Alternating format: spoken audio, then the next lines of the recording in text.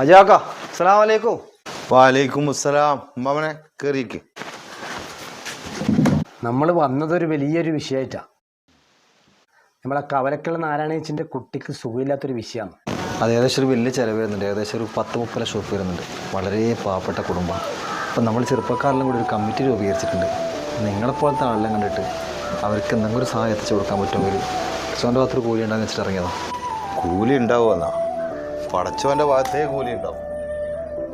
അത് ഈ പുണ്യമാക്കപ്പെട്ട റംസാൻ മാസത്തിൽ കുമാരൻ്റെ മോനായാലും സിയാദിൻ്റെ മോനായാലും എല്ലാം നമ്മുടെ കുട്ടികളെന്നല്ലടോ.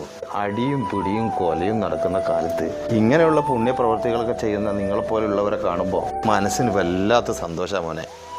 ധൈര്യമായിട്ട് പോയിക്കോ മക്കളെ. എന്നാൽ കഴിയുന്നത് പരമാവധി ഞാൻ ചെയ്തു തരും.